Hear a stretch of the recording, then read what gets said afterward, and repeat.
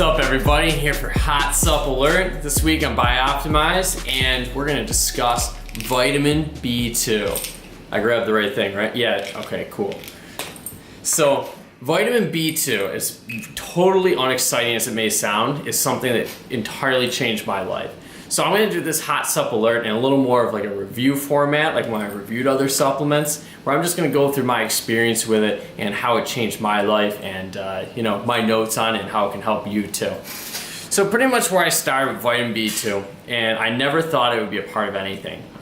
Actually, several months ago, I broke down the B complex. I was having trouble tolerating B complexes, and I wanted to know exactly what component was doing it. So I bought each individual B vitamin, B1, B2, B3, B5, etc., and started trying each one individually.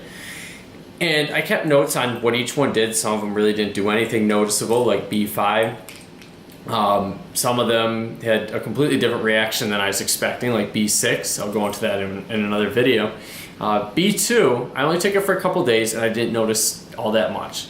My notes were actually that I felt very calm, but it wasn't anything like it could have totally just been a fluke. It could have been placebo. And I never thought twice about it until a couple months ago, actually, when I was reading about tolerating folate, which is something I've always had trouble with. I take it for a couple days and I start getting just really irritable. Any dose I take, I've gotten it down to about 100 micrograms, which is ridiculously low. Like as far as like buying methylfolate supplements, 100 micrograms is so tiny. And I still couldn't tolerate it. Like I would get at most like 3-4 days in and I would just become this raging, like really angry person, like a total asshole. And I couldn't figure it out. And I was pretty much at wit's end with this. So it made me feel great for a couple of days and then it was just straight downhill. And I was like, maybe this is just the way it is. Maybe I just have to, accept that I can't take folate. So lo and behold, I found one post online on Phoenix Rising, which I frequent. And this post, there was actually an entire thread talking about B2. And I'll link that in the description below. Talking about B2 and how it had helped some people. And basically the theory is that if you have the warrior gene, then you may benefit from taking B2. And the reason is that the so-called warrior gene, which is a defect in MAOA, which breaks down various neurotransmitters, so like dopamine, serotonin, norepinephrine. If it's defective, then typically people can't break those down as well and they build up. So the warrior gene, it's not as exciting as it sounds. It doesn't turn you into some like superhuman, like superhero. But instead it just makes it so you're probably a little more of an angry person, more irritable, which is something I've dealt with my entire life. I'm not a criminal, I'm not running around beating people with clubs, but at the same time, like I have had points in my life where I just think like, why am I getting upset about this? Like this is totally irrational. And it happens a lot more than I'd like it to happen. So when I finally had a DNA test, I saw that I had this warrior gene. And I put 2 and 2 together reading this article, and I thought, you know what, I'm gonna try vitamin B2 again. And I was really excited about it. So I started out with just standard vitamin B2, riboflavin, really cheap stuff, 50 milligrams. And I started out taking 25 milligrams because supposedly you can't absorb more than, I think it's roughly 25, 28, somewhere in there, milligrams every several hours.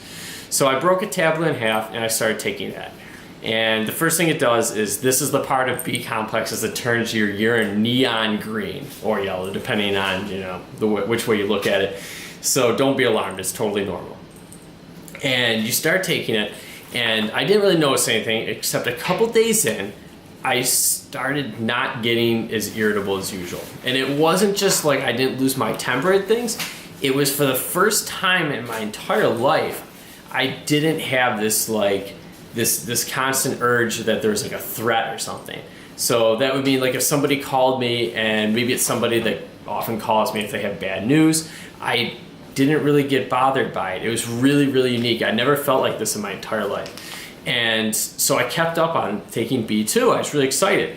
But the kicker was, at the end of the first week, I started getting so exhausted. Like it was calming me down to the point I was so exhausted that I'm in New York City and I was on the train and I just fell asleep on the train. And then it happened again the next day. I was on the train and I fell asleep. So I'm like, all right, this stuff is obviously knocking me out. So I did a little more research, and it turns out that normal vitamin B2 is converted into its active forms using thyroid, I think it's T4, that can be taxing on your thyroid, and it can tire you out. So some people recommend, there's some debate on this, but I figure it's worth a shot, taking FMN or coenzymated B2. And I gave it a shot, and it wasn't totally a total fix for it, but it did help. It may also be because it's a slightly lower dose. This is 18 milligrams versus 25 when I was splitting these in two, but it definitely did help to some degree. And it's also plus because I can get this on Amazon Subscribe and Save, which I'm absolutely fanatical about. So I kept taking FMN for a few weeks, and then I tried folate again. And this was like the moment of truth, trying methylfolate for me. I'm like, please just work. And by some miracle, this was one of the most exciting days ever in my entire project with all this stuff. I was able to tolerate, I started at 400 micrograms, and I went for a few days. And I was all right, and I felt pretty good.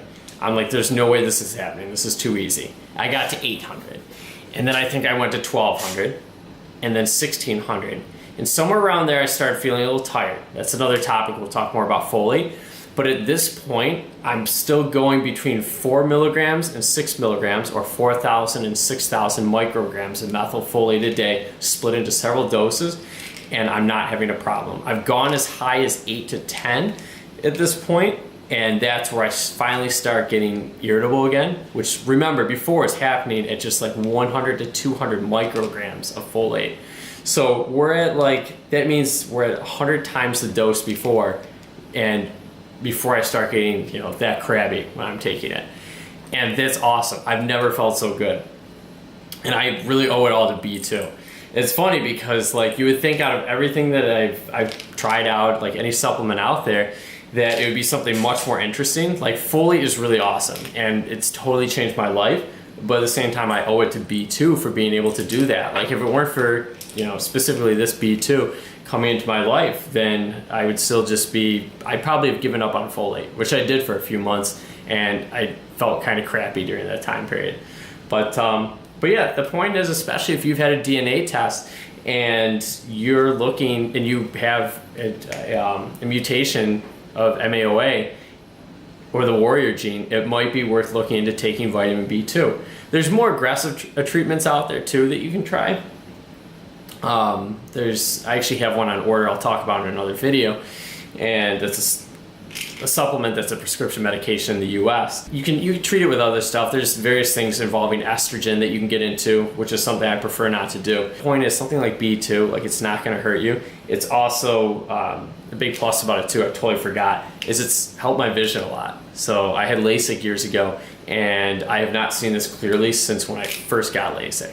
Things used to be still a little bit blurry, and they're definitely clear. And I guess after reading up on it more, B2 is actually very helpful for night vision and some other vision related things. So it kind of makes sense. I may have been totally deficient in it before, who knows? But yeah, B2, probably the most uninteresting thing you'd ever think of that I would do on Hot Supp Alert, is probably one of my favorite supplements out there. If I had to narrow it down to two things, it's this and folate that are really, really key to what I take every day. So, like I said, if you feel you might have the warrior gene, or if you know you do, if you've lived your life just being why am I always on edge when I definitely shouldn't be and other people aren't, it might be worth giving it a shot. It might take a week, it might knock you out a little at first, it might make you kind of tired, back off the dose, play with it a little bit. Don't bother taking more than 25 milligrams every few hours. Even today, I still just take one of these tablets in the morning. So like I said, this is 18 milligrams of riboflavin, a B2 that I take just every morning, and that's all I take. Sometimes I'll take one in the evening too, if I've been up all day or something and I need a little bit extra in there. It seems to last about 12 hours, close to 24 sometimes. And then I started noticing that I get a little bit more short fused again. So that's it for Hot Supp Alert. If you've tried B2, or if there's something you want to see next week on Hot Supp Alert, leave it in the comments below. And again, check that link out too that I'm going to put in the description for that forum post on Phoenix Rising. There's a ton of info in there that helped me a ton, and I really owe it to all the guys in there. Thanks, and have a good night, everybody.